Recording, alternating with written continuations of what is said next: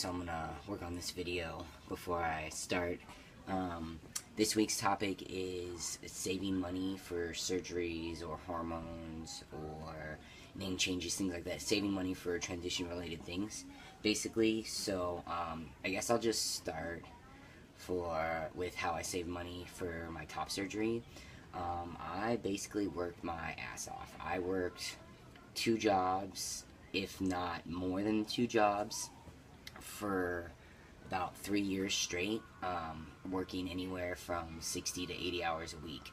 So I definitely busted my butt to save as much as possible.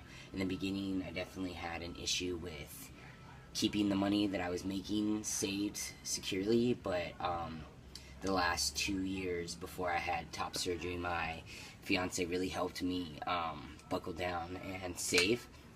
So what I did was I paid my half of the rent, and then I also paid an extra $200 every month, because that's what I should have been able to afford to set aside for surgery, and I just paid that with my rent and acted like it was rent money, so that way I didn't have like, oh, let me just spend 40 of this instead of putting it into my savings. So I was really able to save the majority of the money for surgery in about 2 years, which really blew me away, because I had thought I was focusing on saving for the 3 years prior, but really wasn't getting anywhere, or I got in a car accident, or I had to move, or something ridiculous came up that it just wasn't my time, basically, to be having the surgery.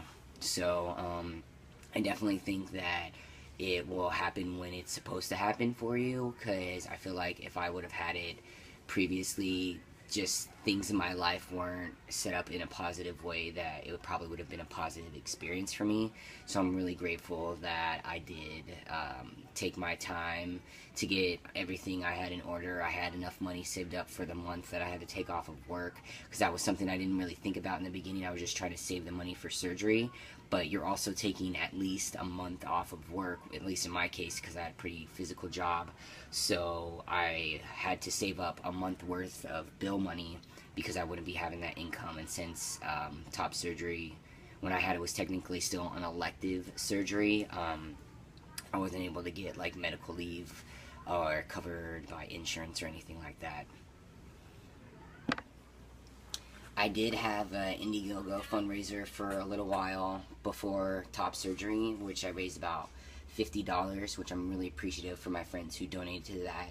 But I definitely wanted to fund my surgery myself, because it was something that I felt like I deserved, so I wanted to earn the money to give myself what I thought I deserved.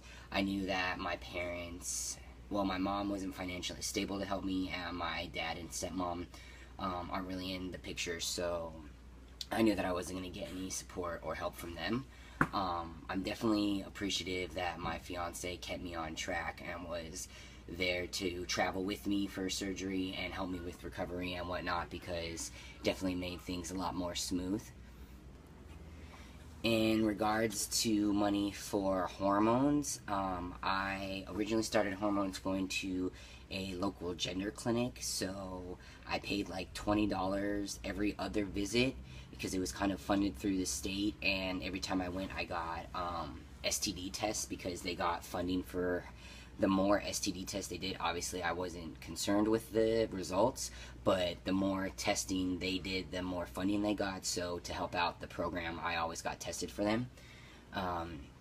So they would give me my script for testosterone, and then I would actually mail that to Portland and use Stroheckers, and they provided all the needles and syringes and everything for about $60, including mailing. So that was pretty cool. Now I currently have Kaiser, and I pay like $30 an office visit, but my actual shots, I just go to the nurse's clinic every 2 weeks and get my shot, and I actually don't pay anything. So I make up for it with my office visits, because I go see my primary care, my endo, my gyno, all those doctors. Each time is a $30 copay, but then I don't have to pay any time when I go actually get my shot, so that's really nice. Funding my name and gender change. In the beginning of my transition, I had already decided like I didn't want to legally change my name until I could also change my gender, because I didn't see the point in filling out those court documents and paying those court fees and going to court for the name change and then having to do it all over again for the gender change. So I waited until I could do both. In California, you can change your gender before you've had surgery, as long as you have a note from your doctor saying you have had irreversible changes, which I had my doctor's note, and I also had a therapist's note. So when I first looked into changing it in the state of California, it was like $350, including court fees and all that kind of stuff. And I had a job, but I was trying to save for surgery, so that wasn't a priority in payments, so I kind of put it off. And then I lost my job, and it took me a while to find a new one. So in that meantime, I applied for a fee waiver. Since I didn't have a job, I was approved for the fee waiver, so I ended up getting my name and gender changed for free. I'm pretty sure. Maybe I paid like a $20 court fee or something like that, but I definitely lucked out there where I didn't have to pay anything, and it was really smooth and painless. I just went in the court, said basically what the paper said. The judge approved it, took it that day to the Social Security office, got both those back, filled out my paperwork for my birth certificate, and got that changed. So I have all of that stuff taken care of. My current concern right now with funding transition is that I'm going to be having a hysterectomy in the next 4 to 6 weeks.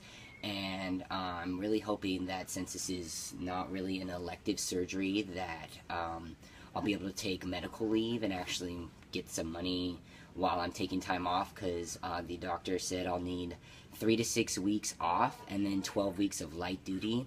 I don't really do anything crazy for my job, but I do work in retail and receiving lots of shipment and things like that. So hopefully it won't affect my ability to work and have money for rent and all that kind of stuff. I am focusing for the next month to just save as much as I can, so that way I'm covered for the time I have to take off to recover for hysterectomy. If you guys have any specific questions on the gender clinic that I started hormones on, or the doctors that I see through Kaiser that are trans friendly, feel free to comment below or message me on Instagram, freewater25. And any topic suggestions, put it below, or find us on Tumblr. Hope you guys have a great weekend. See ya.